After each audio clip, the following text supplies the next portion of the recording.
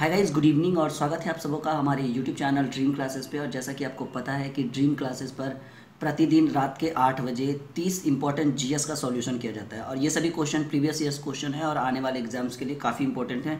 तो आप प्रतिदिन 8 कर ड्रीम क्लासेस पे रात के 8 बजे हमारी वीडियोज़ को देख सकते हो। इस 30 इंपॉर्टेंट क्वेश्चन को आप अपनी कॉपी में नोट कर सकते हो। अगर वीडियो अच्छी लगे तो अपने दोस्तों को भी शेयर जरूर कीजिएगा। और ड्रीम क्लासेस पर अगर आप पहली बार आएँ तो नीचे लिखे सब्सक्राइब बटन पर क्लिक करके चैनल को सब्सक्राइब कर दीजिए, नोटिफिकेशन का बेल दबा दीजिए। तो आप प्रतिदिन आपको एक जीएस का सेट मिलेगा जिसमें 30 इंपॉर्टेंट क्वेश्चन को बिल्कुल बारीकी से समझाया जाएगा। तो आई होप सो कि आप प्रतिदिन ड्रीम क्लासेस पर आएंगे और हमारे सेट का सॉल्यूशन को, हमारी इस वीडियो को जरूर देखेंगे। तो चलिए आज हम लोग स्टार्ट करते हैं। और 30 क्वेश्चन में ये जो पहला क्वेश्चन है साइंस का, ये है कि बैरोमीटर का पारा एकाएक नीचे गिरने पर होता है।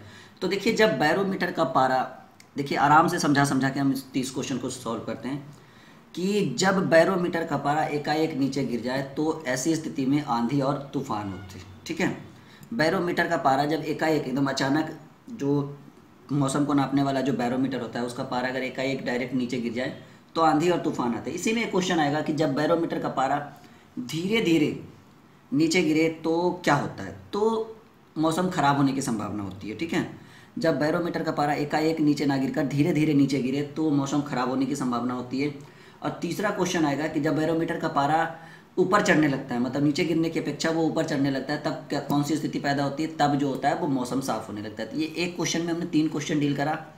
और अगला क्वेश्चन है कि वायु दाब को किस यंत्र की सहायता से मापा जाता है। तो वायु दाब को मापने वाले यंत्र को हम लोग कहते हैं बैरोमीटर, जिसके आविष्कारक थे, बैरोमीटर के आविष्कारक थे टॉरिसेली। ठीक है, तो वायु दाब को किस यंत्र की सहायता से मापा जाता है, बैरोमीटर से, और उसके आविष्कारक थे टॉरिसेली। तो देखिए, अगर आप 30 क्वेश्चन को देखते हैं ना तो यहाँ पर से 60-70 क्वेश्चन को डील हो जाएगा, क्योंकि हर एक क्वेश्चन पे कुछ आगे भी डिस्कस करेंगे। जैसे अगला क्वेश्चन है कि मांसपेशियों में कौन सी प्रोटीन पाई जाती है। तो मांसपेशियों में कौन सी प्रोटीन पाई जाती है, मायोसिन। काफ़ी इंपॉर्टेंट क्वेश्चन है, प्रीवियस ईयर्स सभी क्वेश्चन है और बिल्कुल ही इंपॉर्टेंट है। अगर आप अपनी कॉपी में नोट करते हैं उन सभी क्वेश्चन को तो आने वाले एग्जाम्स, रेलवे, एसएससी, यूडीसी के एग्जाम जो इस बार होने वाले हैं, इसमें आपको बहुत प्रॉफिट होगा। तो मांसपेशियों में कौन सी प्रोटीन पाई जाती है, मायोसिन। और गर्भाशय जो पेट में होता है, गर्भाशय में कौन सी पेशी पाई जाती है, तो अरेखित। ठीक है, गर्भाशय में कौन सी प्रोटीन पाई जाती है, तो पेशी पाई जाती है, अरेखित। और अगला क्वेश्चन है सेंस्टेरिन किसकी औषधि है। तो ये बुढ़ापा रोकने की, सेंस्टेरिन जो है वो किस प्रकार की औषधि है, तो ये बुढ़ापा रोकने की औषधि है। काफ़ी इंपॉर्टेंट क्वेश्चन है सेंस्टेरिन के बारे में। और अगला क्वेश्चन है 6 नंबर कि एंजाइम, जस्ट वेट करिएगा, एंजाइम की रचना किससे होती है। तो अमीनो अम्ल के द्वारा एंजाइम की रचना की जाती है। बहुत अच्छा क्वेश्चन है कि एंजाइम की रचना किससे होती है। तो ये इसका आंसर आप लोग लिखिएगा, अमीनो अम्ल से। अगर आपको हमारी वीडियो अच्छी लग रही हो तो आप नीचे कमेंट जरूर कीजिएगा, एक लाइक कर दीजिए ताकि हमारी टीम का जो हौसला है वो बुलंद रहे और आपको प्रतिदिन रात के 8 बजे जीएस के क्वेश्चन मिले। और अगर कभी कभार बाई चांस नहीं मिल पाए तो थोड़ा आप पैसेंस रखिएगा, अगले दिन हो जाएगी। क्योंकि नॉर्मली हम एक सप्ताह में 5 सेट, मिनिमम 5 सेट को आप लोग के लिए बनाने का एक टारगेट रखे हैं। तो 2 दिन अगर किसी न किसी दिन बाई चांस कारणवश वीडियो नहीं भी आई तो आप पैसेंस रखिएगा। सुबह के सुबह आपको एक मैथ की वीडियो मिलेगी और दोपहर में रीजनिंग की वीडियो। तो इसके लिए आप बिल्कुल टेंशन नहीं लीजिए। या सुबह में ही किसी दिन, जिस दिन मैथ की वीडियो बनेगी उस दिन रीजनिंग की नहीं बनेगी, जिस दिन रीजनिंग की बनेगी उस दिन मैथ की नहीं बनेगी। तो अगला क्वेश्चन है, मानव शरीर में कौन सा पदार्थ ऊर्जा का मुख्य स्रोत है। कार्बोहाइड्रेट, ये जो है मानव शरीर में ऊर्जा का सबसे प्रमुख स्रोत है। अगर आपको ऊर्जा की प्राप्ति करनी तो सबसे ज़्यादा क्या रहना चाहिए मानव शरीर में, कार्बोहाइड्रेट। मानव अनुवांशिकी के जनक कौन है, ग्रेगर मेंडल। ठीक है, मानव अनुवांशिकी के जनक हैं ग्रेगर मेंडल, जिन्होंने सर्वप्रथम एक मटर पर रिसर्च करके इन सभी चीज़ों को आगे बढ़ाया। तो आगे कर चलते हैं, 1 म्यू मीटर बराबर कितना सेंटीमीटर होता है। 1 म्यू मीटर बराबर होता है 10⁻⁴ सेंटीमीटर। यहाँ देखिए कि 1 म्यू मीटर बराबर कितना सेंटीमीटर होता है, 10⁻⁴ सेंटीमीटर। सूर्य में नाभिकीय ईंधन का स्रोत क्या है। सूर्य में जो नाभिकीय ईंधन होते हैं उसका मुख्य स्रोत है हाइड्रोजन। ठीक है, तो प्रश्न काफ़ी इंपॉर्टेंट है कि सूर्य में नाभिकीय ईंधन का स्रोत क्या है, ये है आपका हाइड्रोजन। प्रकाश की चाल किलोमीटर प्रति घंटा में कितना होता है। तो प्रकाश की चाल 1.08 × 10⁻⁹ किलोमीटर प्रति घंटा। ठीक है, इंपॉर्टेंट क्वेश्चन है, कॉपी में नोट कर लीजिए, आगे बहुत काम देगा कि प्रकाश की चाल किलोमीटर प्रति घंटा में कितनी है। 1.08 × 10⁹ किलोमीटर प्रति घंटा। आइसक्रीम में जिलेटिन क्यों मिलाया जाता है? तो देखिए आइसक्रीम जो होता है उसमें एक पदार्थ मिलाया जाता है जिसको हम लोग बोलते हैं जिलेटिन। जस्ट वेट करिएगा। तो प्रश्न है कि आइसक्रीम में जिलेटिन क्यों मिलाया जाता है? तो इसके रवा बनाने से बचाने के लिए, ठीक है, ये काफ़ी इंपॉर्टेंट क्वेश्चन है कि आइसक्रीम में जिलेटिन क्यों मिलाया जाता है? रवा बनने से बचाने के लिए। कोनीय बेग की बीमा क्या होती है? बीमा जिसको हम लोग बोलते हैं इंग्लिश में डायमेंशन।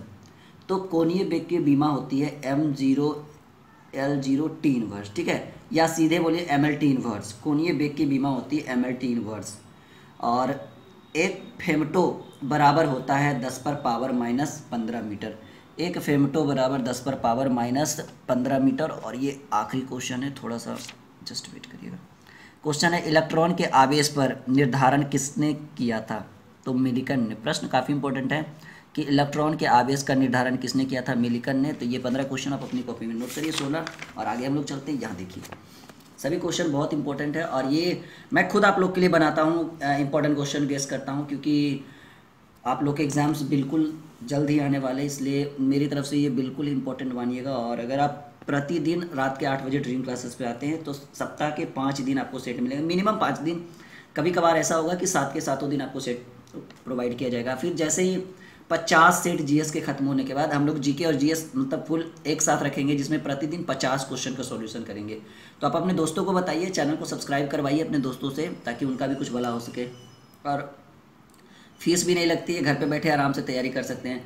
मोमबत्ती का जलना कौन सा परिवर्तन है? तो मोमबत्ती का जलना एक रासायनिक परिवर्तन है। काफ़ी इंपॉर्टेंट क्वेश्चन है, बार बार एग्जाम्स में पूछ दिया जाता है कि मोमबत्ती का जलना कौन सा परिवर्तन है? रासायनिक परिवर्तन। देखिए अगर हम चाहें तो इसे पीसी के द्वारा भी बना सकते हैं। इस टाइप के क्वेश्चन आएंगे, लिख कर आएंगे और फिर आंसर खुद ब खुद टाइप होगा। तो उससे क्या होगा, समय की काफ़ी हताहत होगी। और जहाँ मैं आप लोग को 7 वीडियो की जगह 1 और 2 वीडियो ही मंथली वीकली दे पाऊँगा, तो क्या फ़ायदा। मैंने कॉपी में इसी क्वेश्चन को मैं टाइप करके एक पीसी के द्वारा थ्रू पीडीएफ के द्वारा बनाता, समय की ज़्यादा मतलब हरासमेंट होता, समय ज़्यादा लगता। इस कारण सोचे चलिए कॉपी पे ही बनाना बेटर रहेगा, क्वेश्चन तो वही रहेगा।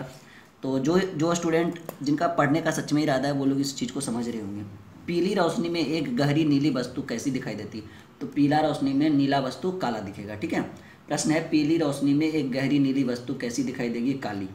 कौन सा विटामिन गर्भ होने पर नष्ट हो जाता है, यानी प्रेगनेंसी के दौरान क्या हो जाता है? कौन सा विटामिन गर्भ होने पर नष्ट हो जाता है? Vitamin C. विटामिन सी यानी खट्टा। इसी कारण से जब कोई लेडीज़ प्रेग्नेंट रहती है तो उन्हें खट्टा खाने का ज़्यादा मन करता है। तो प्रश्न कर रहा है कौन सा विटामिन गर्भ होने पर यानी प्रेग्नेंट होने पर नष्ट हो जाती है? तो विटामिन सी उनके अंदर से खत्म हो जाता है और उन्हें विटामिन सी की कमी होने लगती है।